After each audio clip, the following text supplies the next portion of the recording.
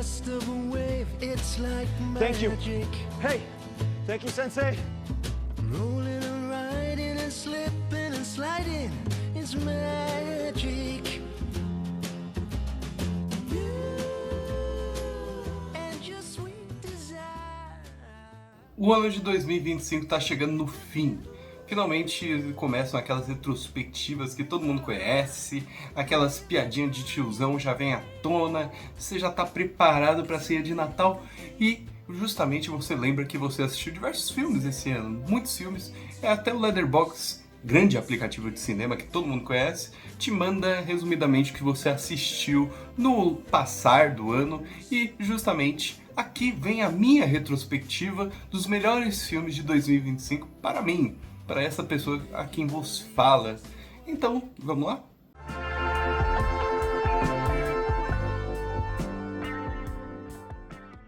De início, eu quero dizer que eu acho que 2025 foi um dos principais anos pós-pandêmicos para o cinema, para a produção cinematográfica. Foi um ano que eu gostei muito de diversas coisas, as quais foram lançadas recentemente. De fato, eu achei que o ano começou meio fraco, tiveram produções que não foram muito atrativas, mas agora mais pro final eu fiquei encantado com uma série de filmes que de fato lembraram que esse ano não tinha acabado, que esse ano ainda tinha vigor e esse ano ainda tinha muitas produções decentes ou incríveis para apresentar pro público. E aí que eu finalmente gostei do ano de 2025. Para começar, em 10º lugar, eu vou colocar um filme aqui que muita gente não ouviu falar, muita gente passou batido. É um filme estranho, mas é um filme que eu gostei muito. O Brilho do Diamante Secreto é um longa que vai contar as origens do 007 e agora ele na fase idosa. Ou seria um ator do 007? O que acontece nesse filme psicodélico e quase anárquico? Essa obra que foge dos costumes usuais e quer colocar em pauta um filme de exploração, um filme exploitation, em virtude de tudo que há ali em tela. É um filme muito louco, muito drogado, muito psicodélico que eu achei sensacional. Ele conta a história justamente de um 007 aposentado que relembra constantemente dos seus anos de atuação. Será que é mesmo o 007 aposentado? Ou seria um ator relembrando tudo que ele fez como o 007? Aí que começa o charme do filme, porque acompanhamos aqui um idoso que está meio perdido em relação a quem ele era, ele não sabe muito bem o que ele fez realmente, o que ele mudou na vida das outras pessoas, se ele matou gente ou se ele era só muito famoso por interpretar esse personagem. E aí começa uma série de atitudes maquiavélicas desse idoso em relação aos outros. Ele começa a perseguir os outros pensando que era o 007, ou será que ele é mesmo? O filme fica nesses indutos, nessas dúvidas, nessas questões, para você descobrir o que aconteceu com esse tal velhinho aposentado, quem ele realmente era. Ele era um ator ou ele era um espião que ainda está em atividade? Todas essas questões são jogadas em cima desse filme, com esse charme, com essas cores vibrantes, que é Brilho do Diamante Secreto. Um dos melhores filmes que eu assisti esse ano e desse ano também. Seguindo na lista, temos, claro, um filme nacional. Tem que ter, em toda a lista que eu faço tem um filme nacional. Os melhores filmes do ano pra mim sempre são os nacionais. Assisto muito filme nacional e esse ano não é diferente. O Agente Secreto é o filme que todos estão falando. Todos, tanto em território brasileiro quanto em território internacional. Afinal, é o principal indicado para ganhar o Oscar de melhor filme internacional. É o principal indicado, o principal concorrente. Todo mundo aparentemente ama o Agente Secreto e quer que o filme fique bem posicionado. E eu não sou diferente. Eu também gostei bastante do Agente Secreto. Agente Secreto conta a história de uma pessoa que está foragida de um sistema de justiça e começa a entrar nessa espécie de road movie, esse filme de estrada para escapar da morte. Então acompanhamos essa perseguição de 2 horas e 50, essa perseguição lenta, porém que sempre tem um ar de tensão no ar, até que o nosso protagonista, Marcelo, ele consiga escapar ou não de justamente ser assassinado. Será que Marcelo conseguirá ou será que não? Em meio a essas dúvidas, o Agente Secreto performa como um filme quase contemplativo de toda essa violência, mas de toda a energia e festividade dos quais o Recife, né, o território recifiense é formado. Então acompanhamos aqui um filme maravilhoso, com cores vibrantes, com toda uma estética mais suja, mais alegre, festiva. É um filme carnavalesco, eu diria, quase um Orfeu negro, só que recente e com muito mais sangue, muito mais violência.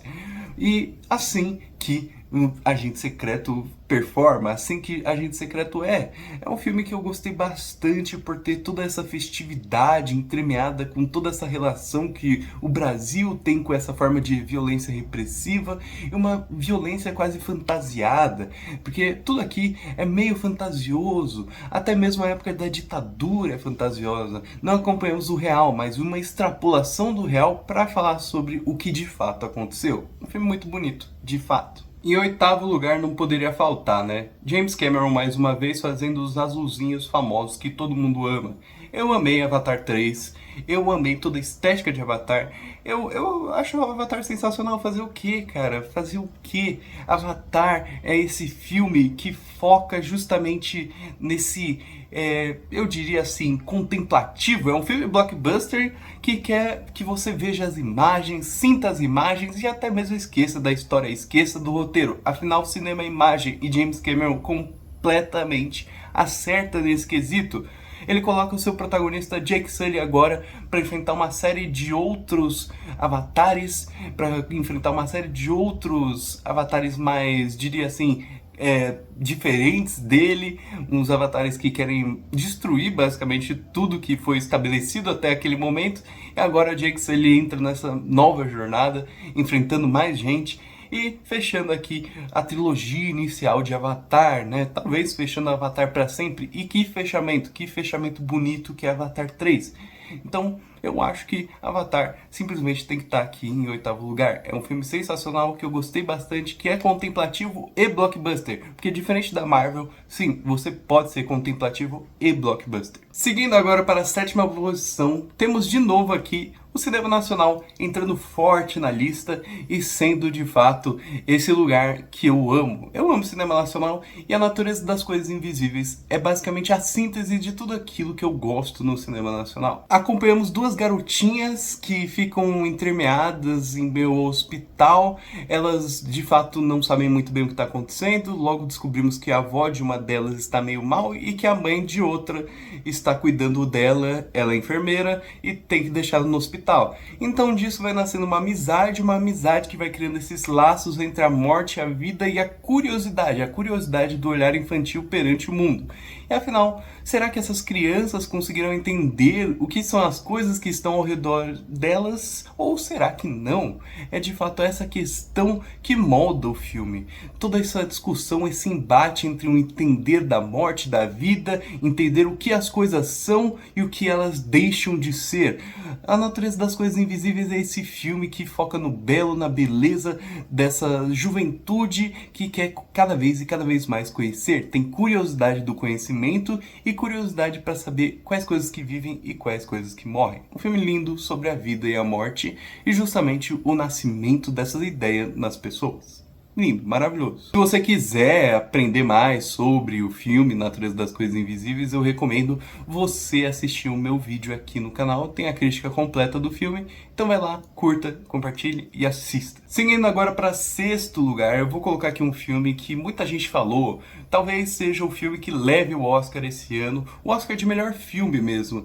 Todo mundo tá muito apreensivo, mas todo mundo de fato acha que esse é o filme do ano. E eu também acho que é um dos filmes do ano. Uma Batalha Após a Outra é um filme sensacional que conta a história de justamente um grupo de pessoas que tenta atacar o terror em todo mundo, em todo o território norte-americano, porque não concorda com todas as políticas de migração, etc.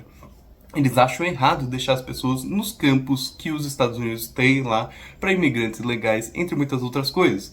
Então esse grupo, o French 75, ele vai lá, taca o caos em todo mundo e assim depois de anos, depois que esse grupo é supostamente desfeito, justamente porque todo o militarismo norte-americano combate ele, ainda temos pessoas sendo perseguidas desse grupo. Com essa perseguição voltando à tona, Getopet, nosso protagonista, tem que fugir junto de sua filha e agora embarcar em uma viagem por uma estrada longa que é os Estados Unidos para justamente escapar mais uma vez desse militarismo norte-americano. Um belo filme de fato. Uma batalha após a outra também tem crítica aqui no canal, mas eu vou falar resumidamente o que eu acho desse filme. Eu acho que aqui temos uma síntese de tudo que vivemos nessa década até o momento.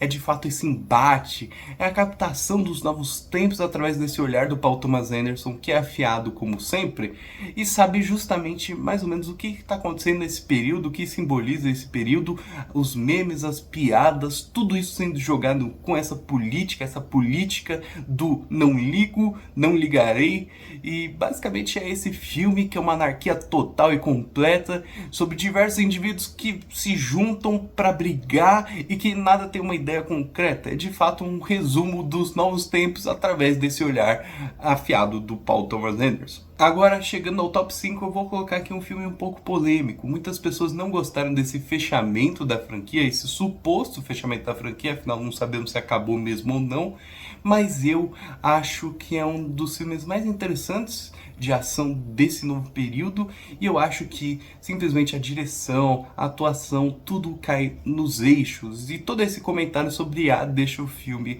ainda melhor. Afinal, de qual filme eu estou falando?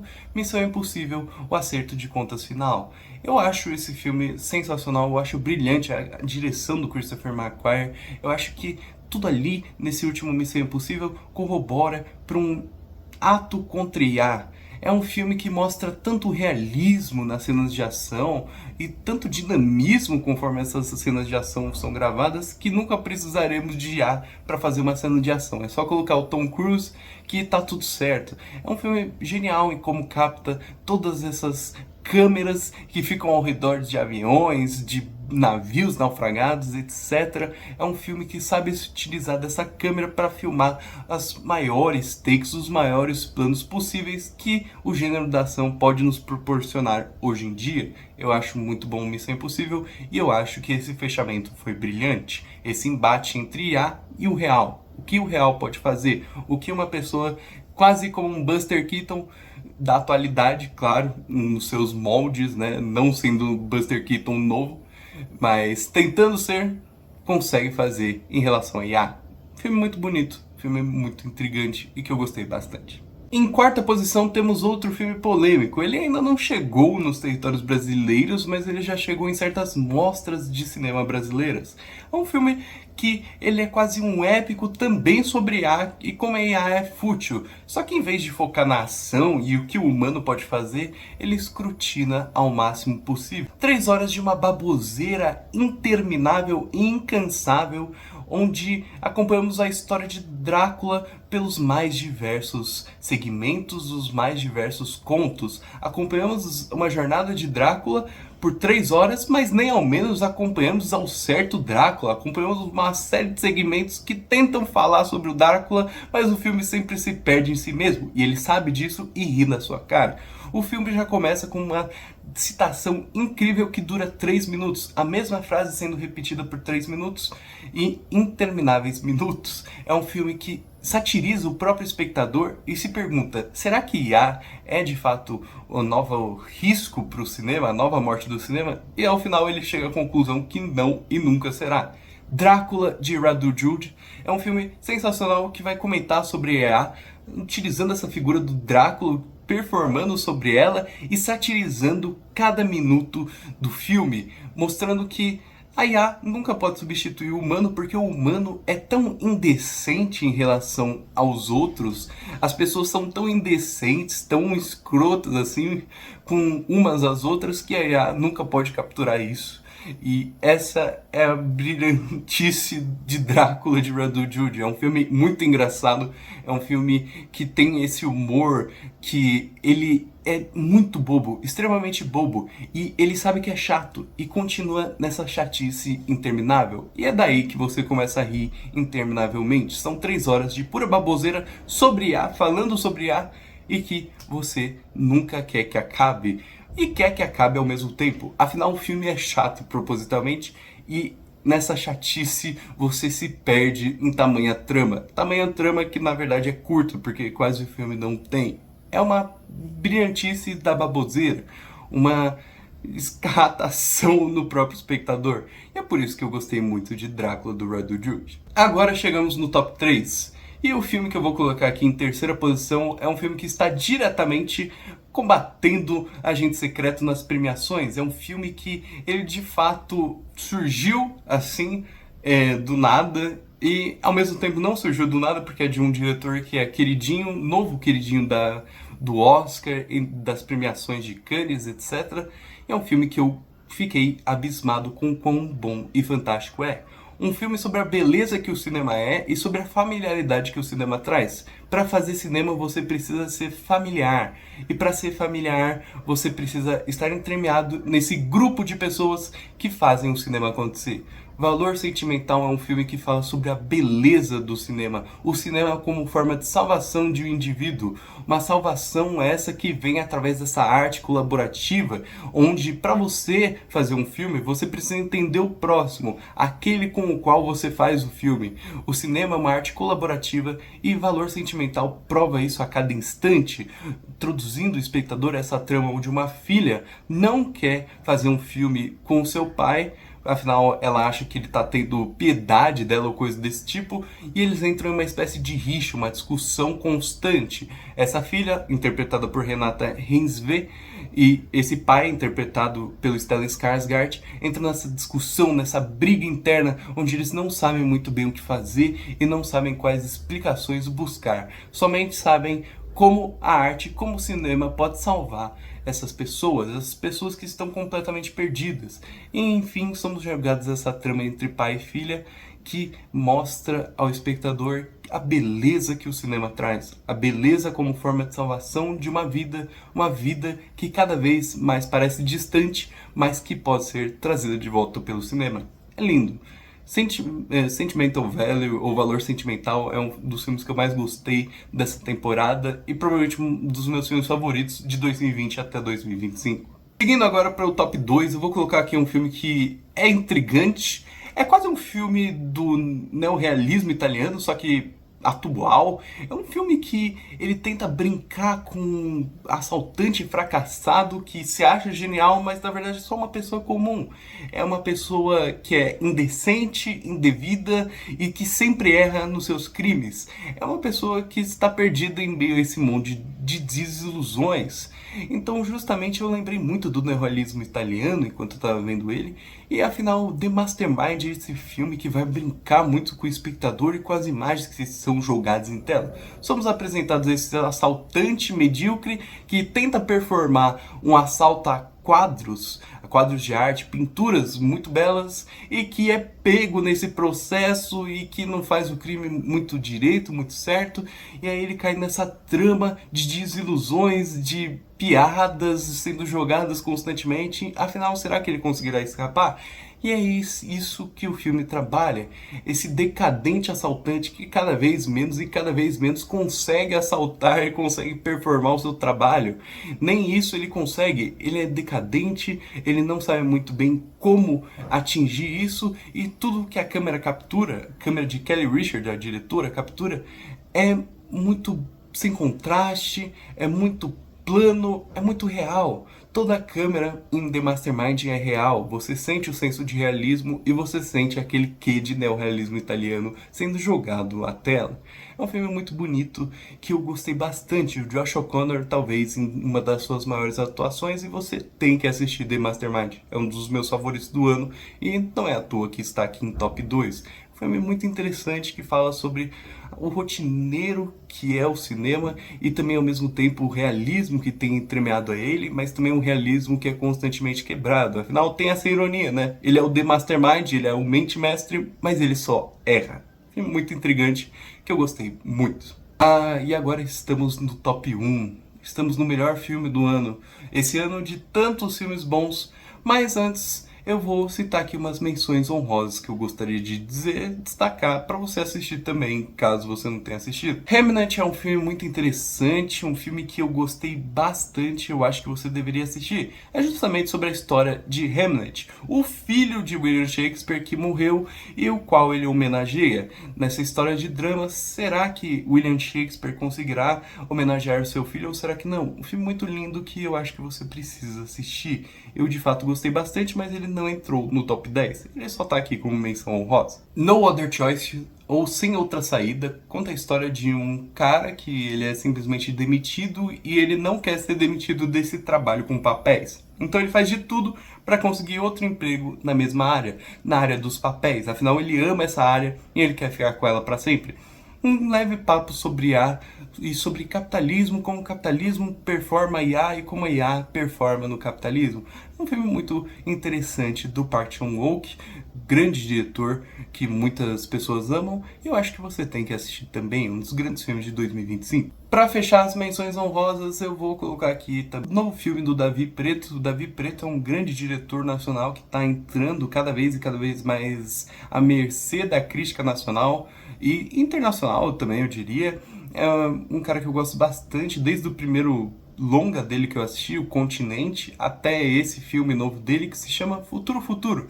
Se você não conhece Futuro Futuro, você precisa assistir Futuro Futuro quando lançar nas salas de cinema.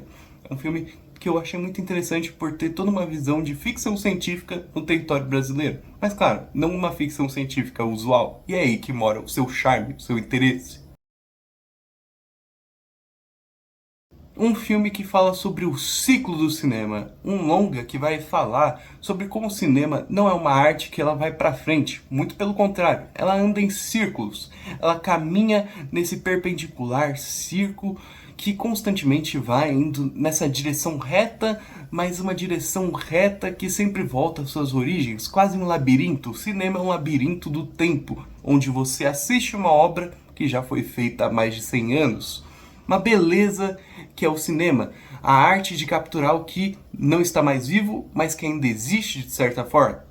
De certa forma, através da imagem, uma imagem que fica para sempre. Ressurreição é um dos novos filmes do Bigan, um Bigan que eu gosto bastante, um grande diretor do território chinês, do território oriental, e que espetáculo de filme! Ressurreição ou Resurrection, como você preferir, é um filme que vai comentar como o cinema, através de uma série de imagens psicodélicas que fogem do usual, através de uma série de histórias, todas não interligadas entre si e ao mesmo tempo interligadas, como isso é o cinema. É um ode a tudo que o cinema foi e tudo que o cinema é.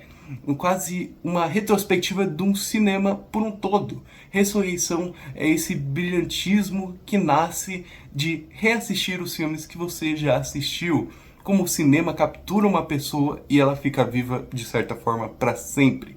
Ressurreição é uma beleza de filme, muitas poucas pessoas estão comentando. Ele esteve em Cannes esse ano e eu assisti na Mostra de São Paulo e olha que espetáculo de filme, eu acho que você precisa assistir o quanto antes. Quando esse filme sair nos cinemas, você precisa assistir Ressurreição. Ressurreição vai falar de tudo que o cinema é.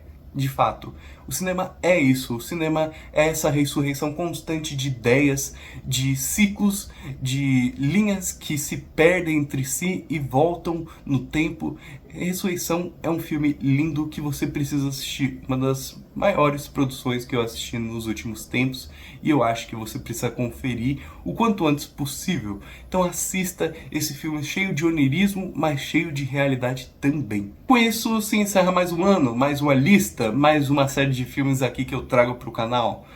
Olha, eu não sei se você me conhece, mas muito obrigado caso me conheça, caso queira acompanhar, caso agora você tenha assistido essa lista de filmes que eu fiz, caso você tenha gostado dela. Eu sei que tem muitos aqui coisas controversas, coisas que vão além, né, do que é o esperado. Afinal, colocar um filme chinês que poucas pessoas assistiram no top 1 é meio estranho, mas eu de fato aqui tento ser 100% honesto. Eu espero que você acompanhe daí da tela, você se inscreva no canal, você acompanhe as críticas. Afinal, eu sou o cara da cultura, esse foi mais um vídeo, essa foi mais uma lista. Só tenho a dizer muito obrigado. Muito obrigado por assistir. Por favor, compartilhe, por favor, curta, etc. E também, tchau!